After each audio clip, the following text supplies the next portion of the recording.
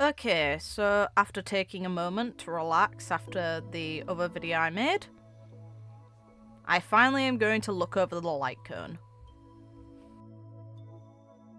Okay, so increases a crit damage by a ton, thank you.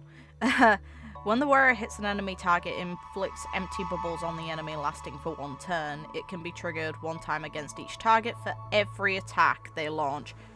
So that includes an ult that does multiple strikes, and it does an infliction guaranteed. It doesn't seem to have a chance for it, it's just a definite, meaning it contributes towards her getting her points towards her ult.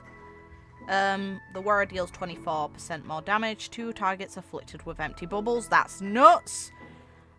Wow.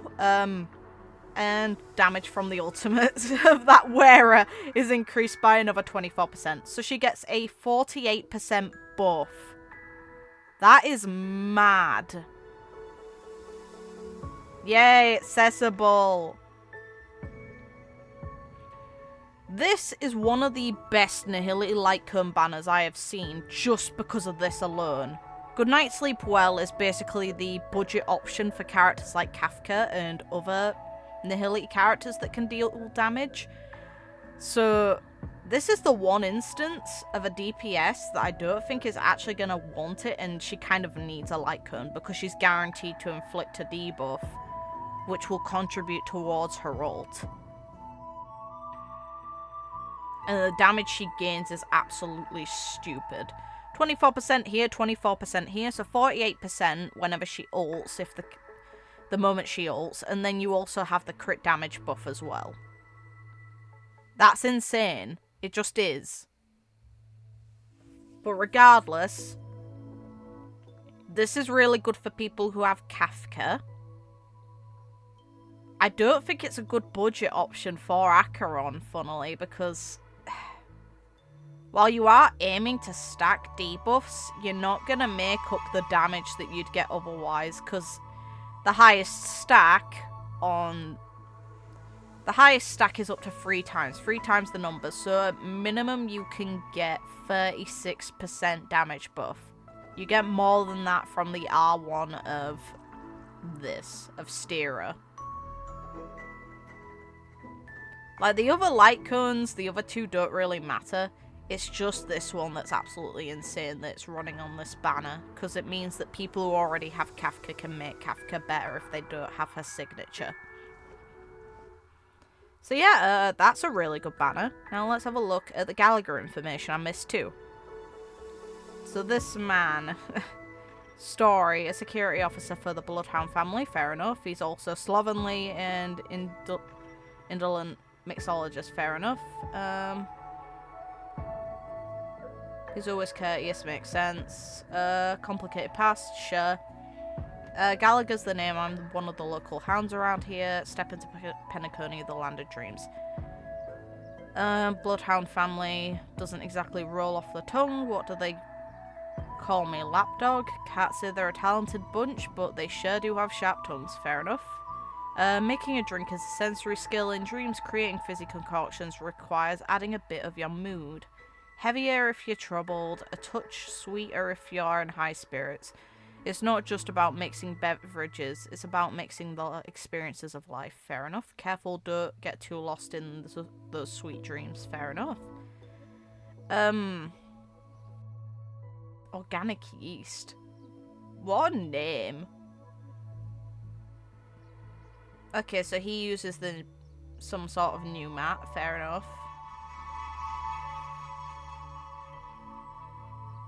People are all over this man. For some reason. Yeah, why the claws? They turned him into a Wolverine. Fair enough.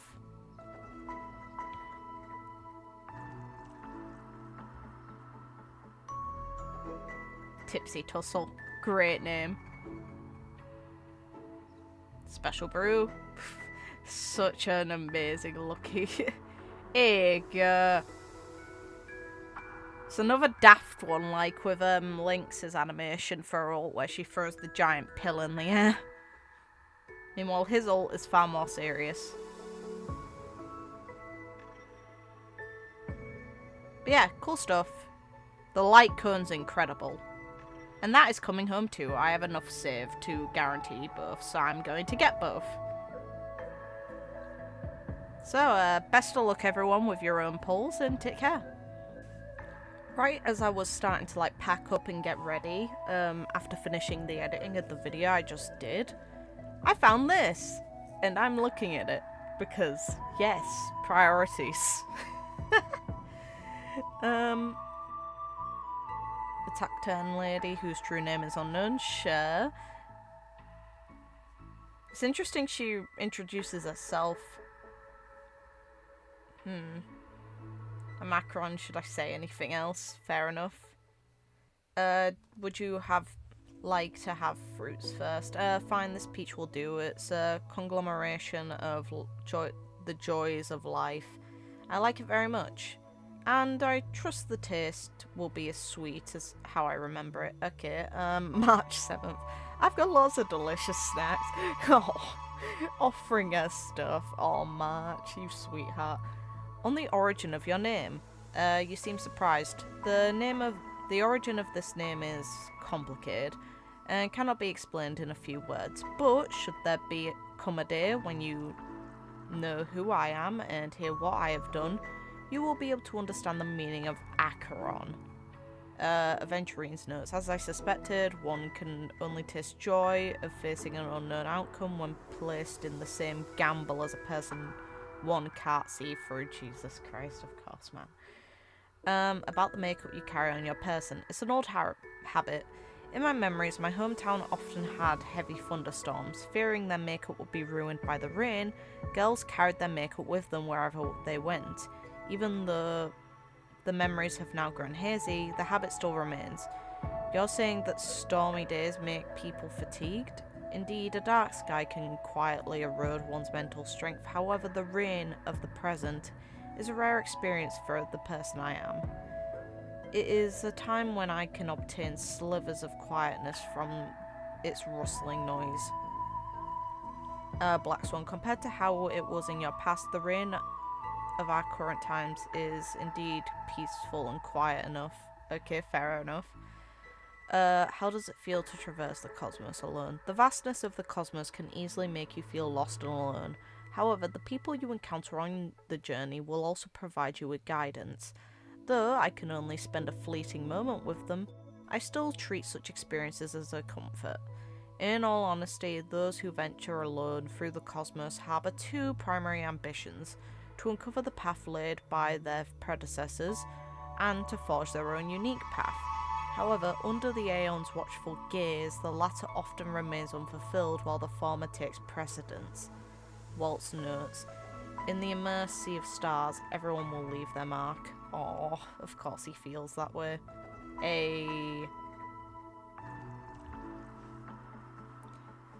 This girl, she's very sentimental, and it's lovely in a way that she's able to hold on to things and appreciate them as they are. It's a good lesson in a way. Still, I'm curious what the hell that means underneath her name. But yeah, is there anything more I want to say on this girl? It's not like there's long left before she potentially comes home.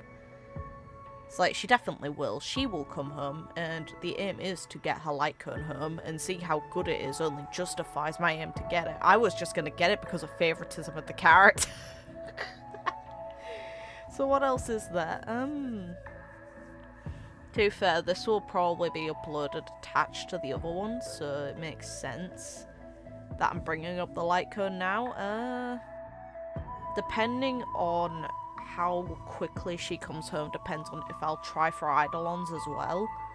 I do not have the funds though to go probably above E1, and realistically I'm still debating on if Robin will grace my account, and it's going to be a while until I find out the answer to that, because I need to know what a kid is, because while I want her for lore, and I probably will get her if I have enough for it for just lore purposes, there's also potentially Firefly who could end up playable as well. So I've got two characters in the future that I potentially want.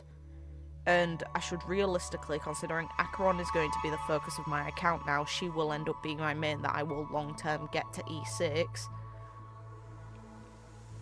The aim with this is get a support that actually helps this girl optimize her damage output, because she's already locked down to 2 Nihility team members. So the only way you'd realistically be able to substitute one of them is if there's something in her stats that lets you do so, or they make her outperform the damage buff she would have gotten had she have had that second Nihility team member. That's the only way you can realistically justify the fact you're swapping out Nihility and risking one of her buffs, because she gets a buff of 1 from one character and then 2.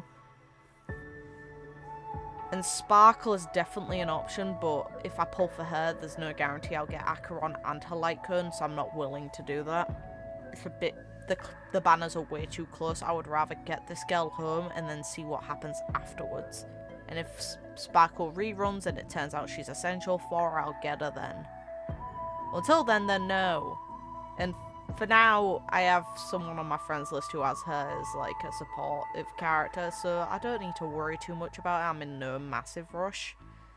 All I want is this girl definitely home.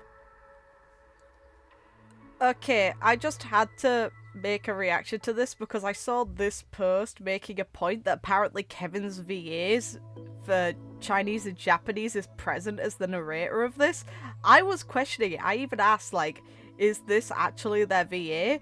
And there's just memes of it everywhere, and I love it.